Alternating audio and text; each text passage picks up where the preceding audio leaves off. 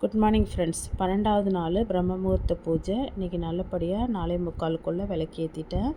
இப்போ வந்து பிரம்ம முகூர்த்த பூஜை பண்ணுறவங்களுக்கான ஒரு சின்ன டிப்பு தான். அதாவது நம்ம வந்து மண் அகல் விளக்கில் தான் வந்துட்டு விளக்கி ஏற்றுவோம். இப்போ வந்து அகல் விளக்கில் விளக்கி ஏற்றும் போது எண்ணெய் கசியுங்கிறது உங்களுக்கே நல்லா தெரியும்.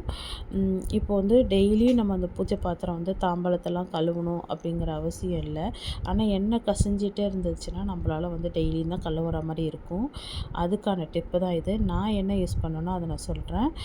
பெயிண்ட் அந்த அகல் விளக்கு புதுசாக வாங்கி அதை ஒரு நாள் ஃபுல்லாக தண்ணியில் ஊற வச்சு அதுக்கப்புறம் அதை நல்லா கழுவி வெயிலில் காய வச்சுட்டு அதுக்கப்புறம் அக்ரிலிட்டிக் பெயிண்ட் இருக்கும் கடையில், அதை வாங்கி 2 அல்லது 3 கோட் அடிக்கணும். ஃபஸ்ட்டு ஒரு தடவை அடித்து காய வச்சுட்டு அதுக்கப்புறம் திரும்ப இன்னொரு தடவை அதே போல் 3 தடவை அடிச்சிட்டோன்னா அந்த எண்ணெய் வந்து கசியவே கசியாது. பிடிச்சிருந்தால் லைக் பண்ணுங்கள். இன்னொன்று வந்துட்டு முருகனுக்கு பிடிச்ச பச்சை கலருங்கிறதுனால நான் பச்சை கலர் நான் அடிச்சிருக்கேன். உங்களுக்கு என்ன கலர் பிடிக்குமோ அந்த கலருக்கு வந்துட்டு நீங்கள் அடித்து யூஸ் பண்ணிக்கோங்க. எண்ணெய் கசியவே கசியாது. பிடிச்சிருந்தால் லைக் பண்ணுங்கள், சப்ஸ்கிரைப் பண்ணுங்கள்.